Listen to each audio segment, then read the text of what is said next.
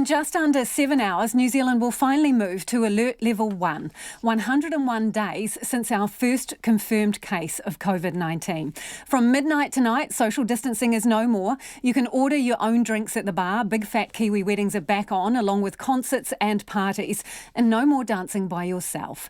It will no longer be compulsory for businesses to record customer details, but people are being asked to keep their own COVID diaries so that they have a record of their contacts just in case.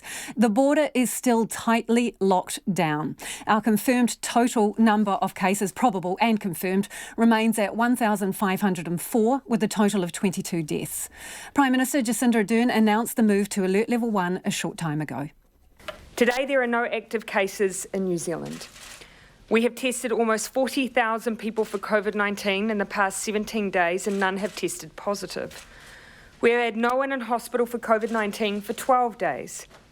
It's been 40 days since the last case of community transmission, 22 days since that person finished their self-isolation. And so today, I can announce that Cabinet has agreed we will now move to Level 1 to get our economy fully open again, and we will start almost immediately. We move down to COVID-19 Alert Level 1 from midnight tonight. Jacinda Ardern there, and joining me now is the government spokesperson today, Finance Minister Grant Robertson. Good evening, Minister. So the Prime Minister did a bit of lounge dancing to celebrate. Ashley Bloomfield says he allowed himself a big smile. What did you do? The Prime Minister told me about that late, good evening, Lisa, too. The Prime Minister told me about that late yesterday evening, and I admit to a little fist pump, actually, Lisa. That was my moment, and maybe some cheer dancing. I was sitting down when I heard. So, from midnight tonight, in practical terms, this means life in New Zealand returns pretty much to normal. So, no compulsory registers when you go into a shop, but can we rely on people to keep their own diaries and keep on this?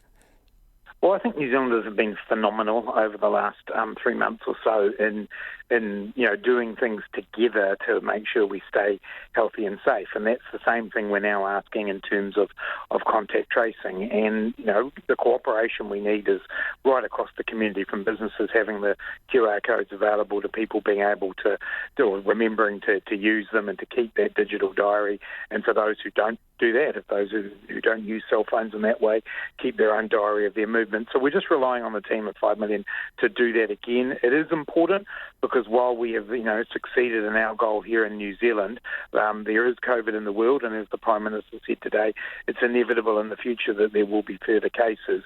We need to be in a position to stamp them out as quickly as possible, and contact tracing is a big part of that.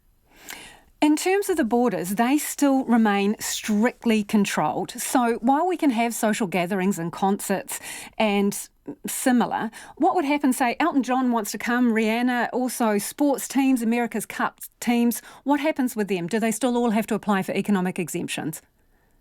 That is the process that we've got in place, and we're continuing to develop that and, manage that in the best way possible. But we all have to acknowledge that it is the restrictions on our borders that have been a critical part of our ability to get this virus under control. So yes, at the moment we are working through those criteria to make sure they are fit for purpose, but everybody who wants to come in is going to be subject to that quarantine. You would have heard Ashley Bloomfield say today that we are going to be testing people at the beginning and the end of their quarantine as well, just to make doubly sure we've got that right. And that is what we need to do. At the same time, we've got a project underway working on a Trans-Tasman bubble, looking at how we might be able to extend that to some Pacific nations in time. So it's not that we're standing still just sealing the border. We are continuing to work on the ways that we can ensure that we get some movement where it's safe, but we also have to balance that against the border restrictions having been so critical to our success. So that Trans-Tasman bubble, you've got the proposal from the border group. Have you discussed it? Did you talk about it in Cabinet today?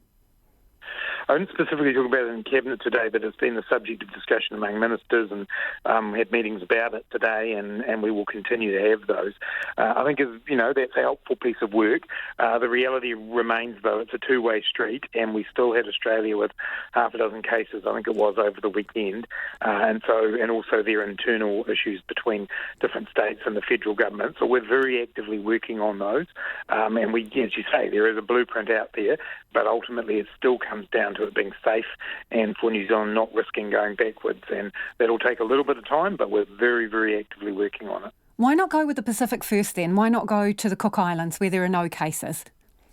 Yeah, look, what we want to do is work out a criteria that can actually be applied not just to one country, but to any country, in fact. And obviously we've started that work because Australia proactively wanted it, we wanted it, but equally we need to think about it in terms of the Pacific. We've got actually obligations in terms of the realm countries with Niue and the Cook Islands and Tokelau, where we always have to think about what our obligations are there too. So, while Australia has been an active piece of work and we've had outside organisations supporting us, we actually want criteria that could be applied to other countries who are, in effect, in control of the virus as well. So no bubble with the Pacific before there is a bubble with Australia?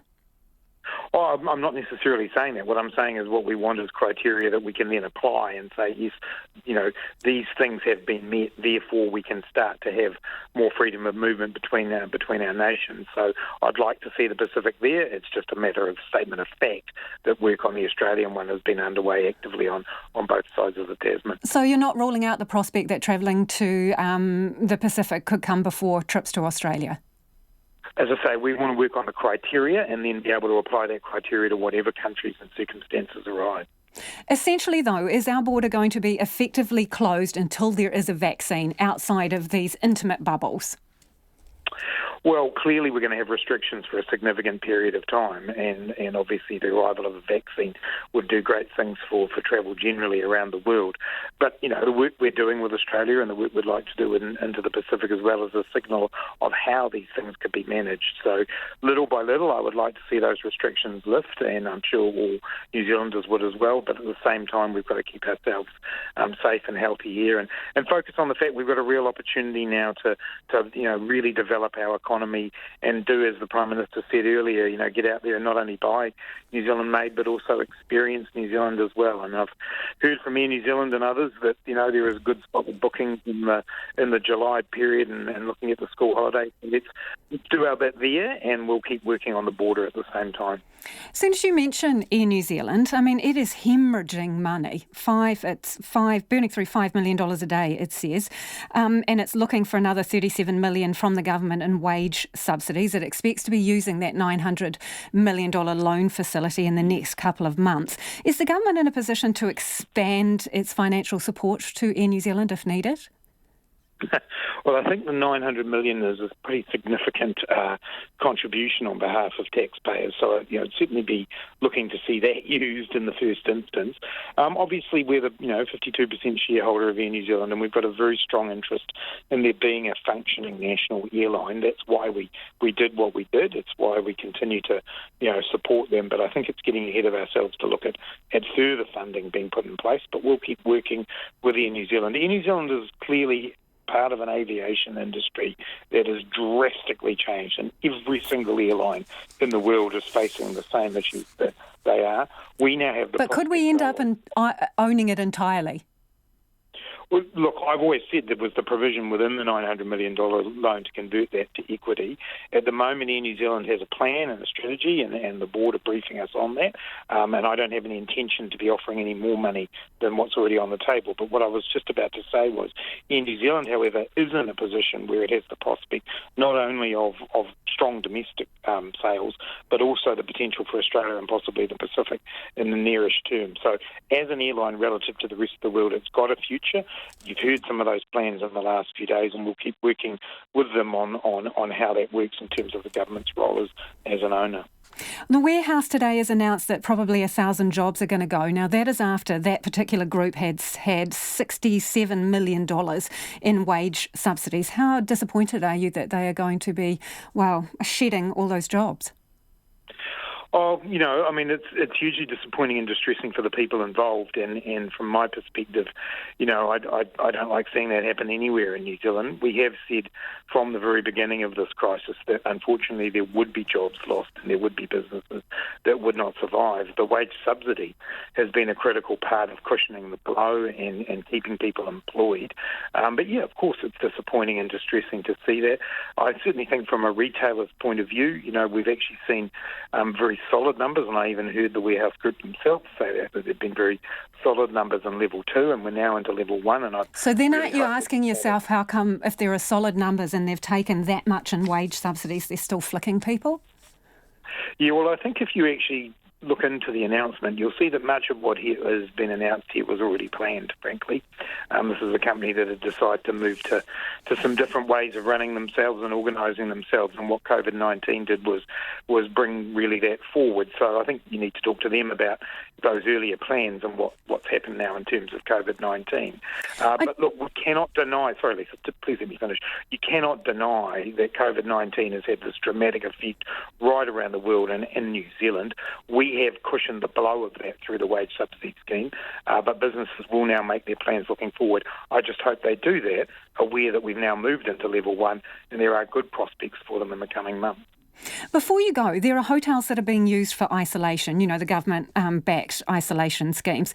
And some guests have raised concerns with us that booking in, they didn't know that those were what the hotels were being used for. So should hotels who are isolating international travellers have an obligation to tell people when they're booking in? Oh, look, I mean, I think that'll be up to the hotels, really. From our perspective, they have certain obligations to us in terms of the way that they ensure security and the way that they ensure that people do meet their quarantine and isolation obligations. In terms of what they owe to the public, that will be up to each of them to decide. The important thing for me is that they do fulfil those obligations and they keep not only the people in quarantine safe, but also other people at the hotel. So to the extent that they need to tell people in order to fulfil those obligations, I would like them to do that, but that will be up to them to decide. I mean, hotels have different wings, different entrances. There's many different ways it would be handled. Minister, we're out of time, but what's going to be your first grandstand excursion now that you can go to games?